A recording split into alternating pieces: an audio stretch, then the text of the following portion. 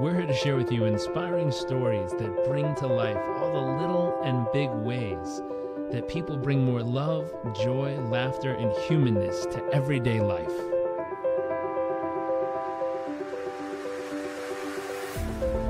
Our focus is the hunt for those little moments that refuel the human soul and reminds us what life is really all about.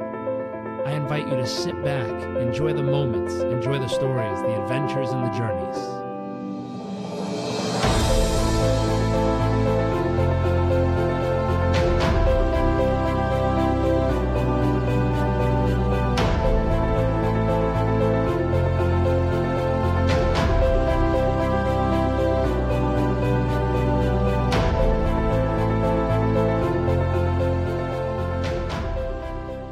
Everyone, welcome back to another episode of What the World Needs More of. My name is Jarek Robbins. I am your host for this journey.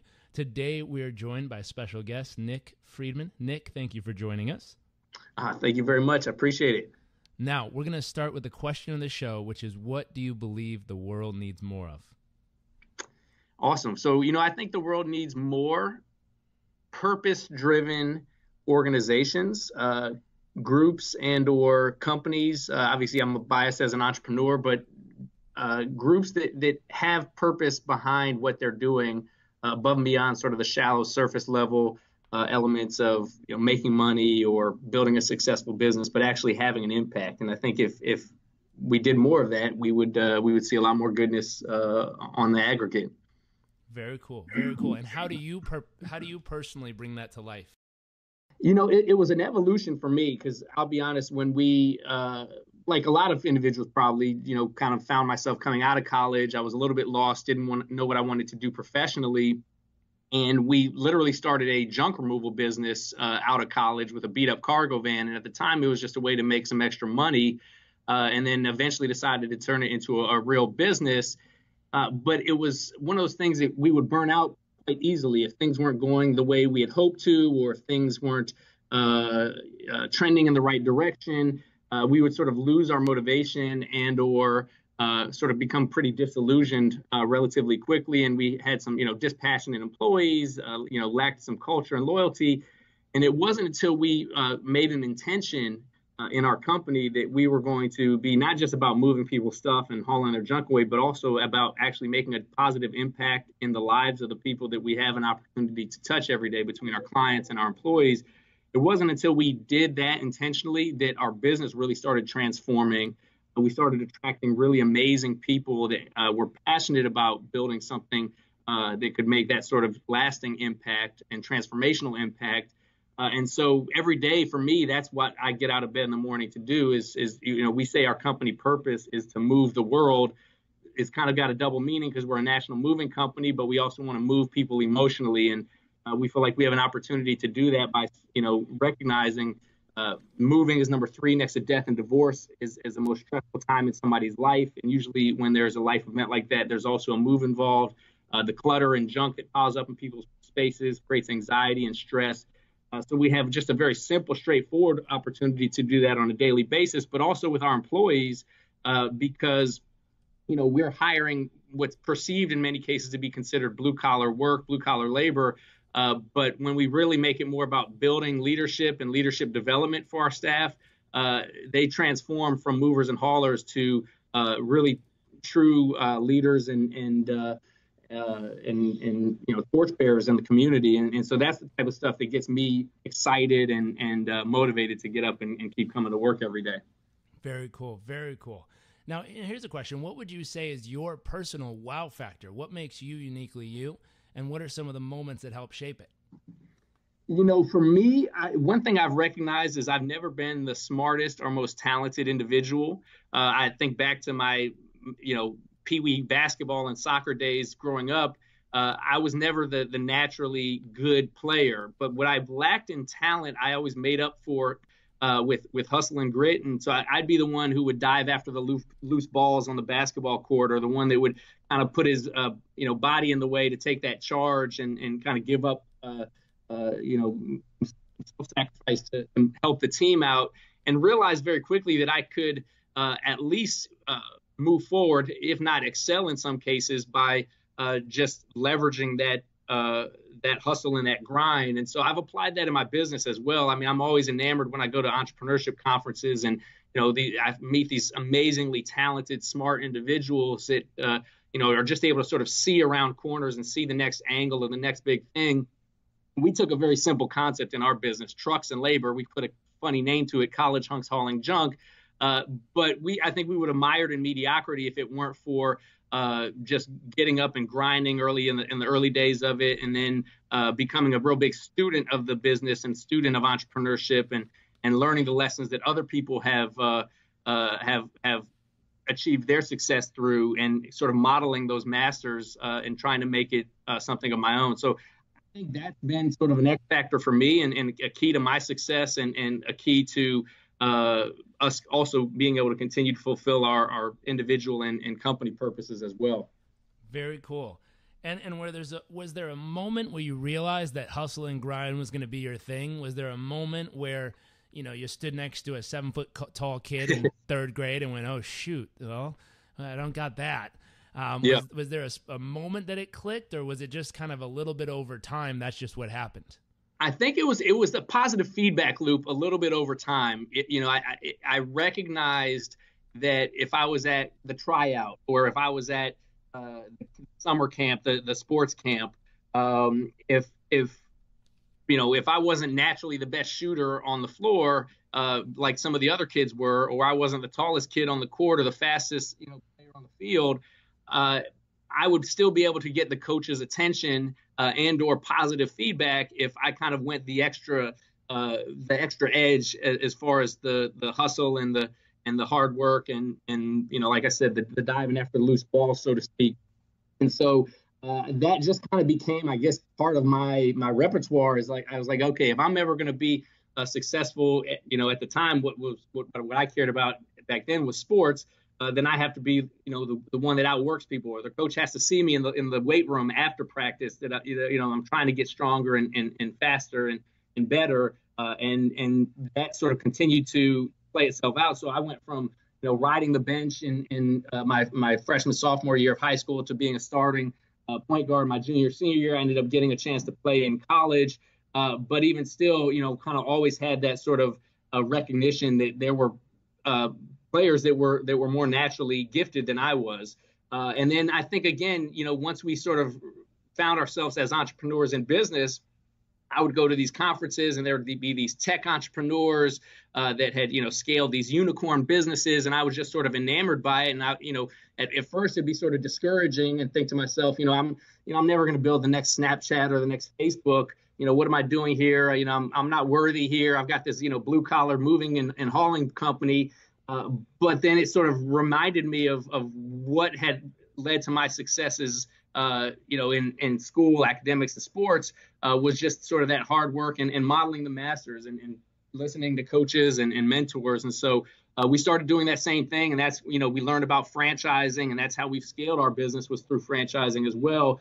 So that's sort of been the evolution, I think, of that wow factor that you mentioned. And, it's just a reality that I've come to embrace and accept. And I think it, is something that probably holds true for anybody, that's out there. And of course, there's always the people that are going to have the magic combination of talent and hard work.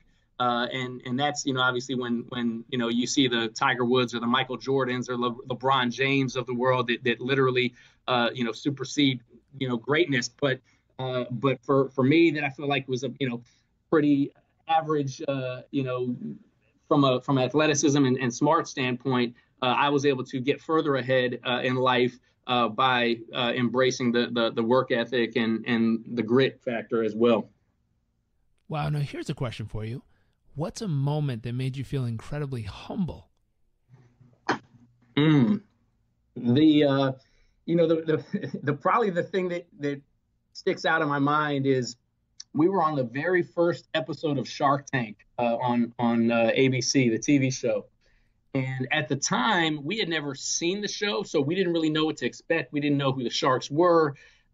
We didn't really have a lot of preparation heading into the experience, because we were filming. That was actually the pilot episode that we were filming for.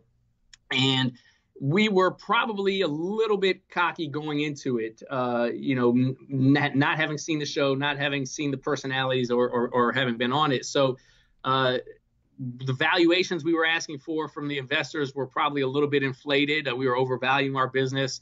We kind of got a little bit chewed up, and it showed on television. And I think Mr. Wonderful, Kevin O'Leary referred to us as greedy pigs and told us that we were going to get slaughtered in business. So that was a humbling experience because it was on, prime time, national television for all of our friends and family and employees at the time to take a look at, and sort of, reminded us that we needed to remain humble and stay hungry if we were going to keep moving things forward.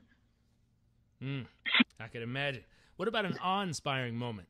So really awe-inspiring moment for me is we had a young man who worked in our company who was doing a move at an assisted living facility, and the elevator got stuck during their move, and there was actually one of the residents, an elderly woman in the elevator that was stuck in there with him. And she was kind of having some difficulty standing. So he thought and got on his hands and knees and let her sit on his back, basically, while the elevator was being worked on and fixed so that she wouldn't have, the difficulty standing. And I remember when they opened the elevator and they saw this kind of interesting looking scene of this woman sitting on this young man's back, while he was on his hands and knees while they were getting the elevator fixed.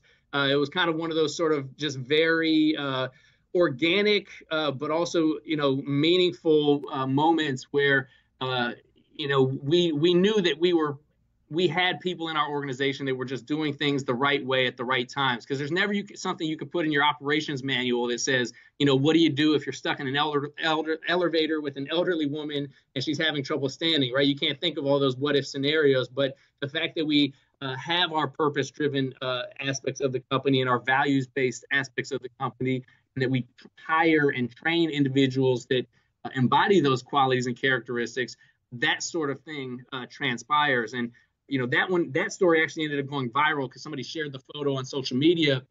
But we have countless stories like that where it's, a young man in our organization that's, helping a woman with her groceries, or helping somebody, push their car that broke down on the side of the road. And those sorts of things are just, I think, for me, reinforces my faith in humanity and makes me feel good about, about the potential that we have as a, the world. Our next question is, what's your greatest fear?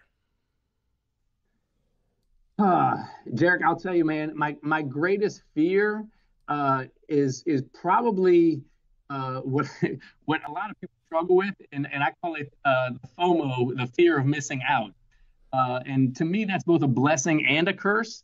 It ends up being a curse when I try to do too much and load too much on my plate, or I angst over something that I feel like I'm missing, whether it's, I'm working on the business, so I feel like I'm missing out on the social activities, or I'm out doing something socially and I feel like I'm missing out on the opportunity to build my business. And so that fear, that FOMO, I think is very real. It is a source of suffering, and in many cases, it can make you feel somewhat like you're inadequate or you don't have enough. And so that's something that I recognize in myself. I'm working on it. I've become more self-aware of it. I've helped my friends and closest colleagues to also point it out to me when I'm ruminating about some sort of something that I may be missing. But I think that fear of missing out is certainly my greatest fear.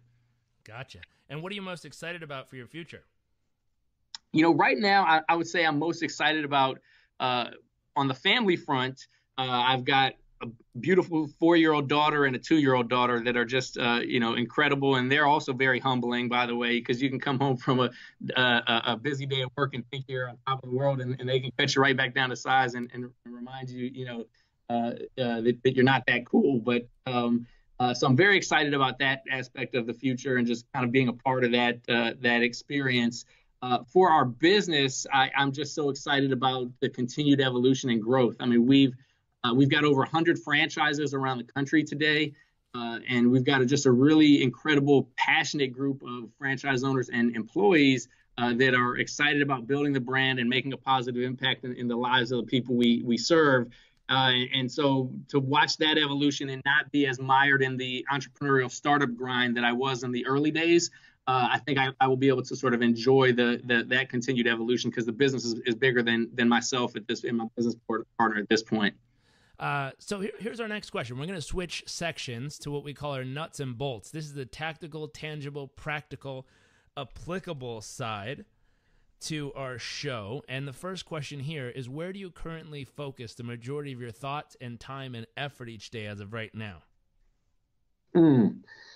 So interesting timing for that question, because my intention for 2019 is to be more in the present moment. I read the Power of Now by Eckhart Tolle just at the end of the year around Christmas time. And it really struck a chord with me, because it helped me realize that I spend so much of my thought and time and energy mentally thinking about the future, or thinking about what's next, or what I'm hoping to achieve. And rarely do I take that moment to sort of pause and be present and be reflective on where I am currently. So I would like to say that that's where I'm spending most of my energy, is in the present, and my time and mental focus. I think I still drift into the future a lot more than I'd like to, but my intention for 2019 is to be more mindful, be more present, and just kind of be more aware of my existing surroundings and circumstances, and not be as quick to worry about what's happened in the past, or angst over what might happen in the future. Smart, very smart. Now, here's a question. What is the key to your success in all that you're up to?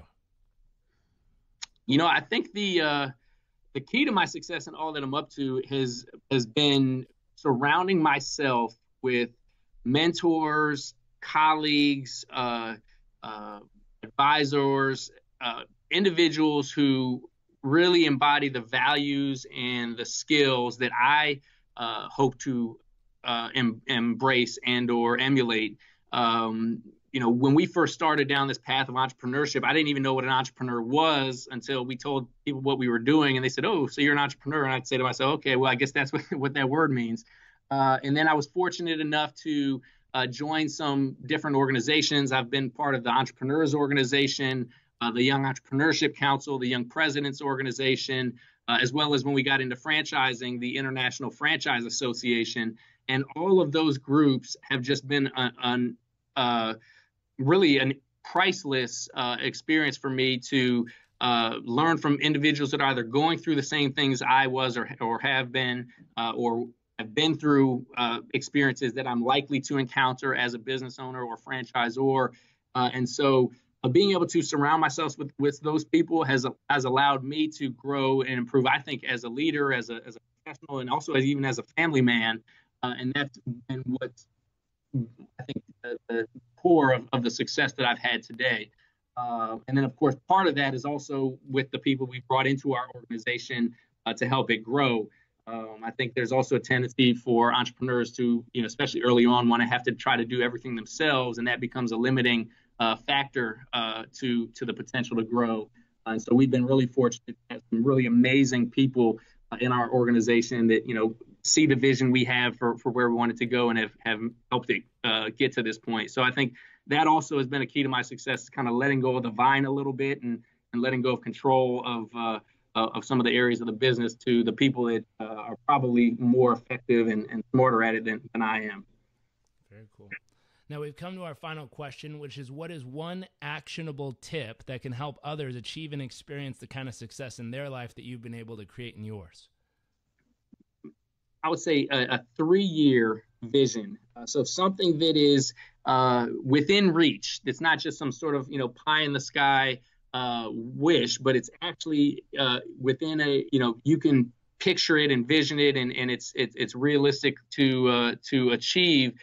Write it out in specific terms. Maybe even pay somebody on Upwork or Fiverr to make a sizzle video about it, and share that with people around you that can either put you in the position or circumstances to make it happen, or can help provide guidance or advice on how to make it a reality. Because We do that every 3 years in our business, and also my personal life as well. I kind of create a quadrant for family, financial, fitness, and fun. I call it my 4 Fs.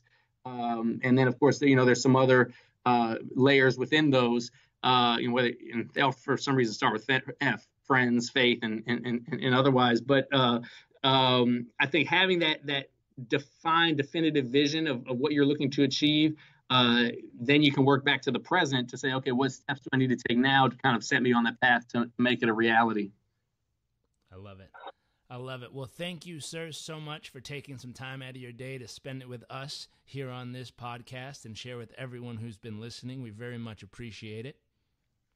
Jarek, I appreciate you, man. Thanks for what you're doing and helping to spread the positivity out here. Absolutely. And for everyone who's tuning in, if you liked this episode, if you heard something that you enjoyed and you know someone in your family or colleagues or friends need to hear it, we believe that sharing is caring. We like caring people around here, so make sure to share it with them. And we very much look forward to seeing you all next episode.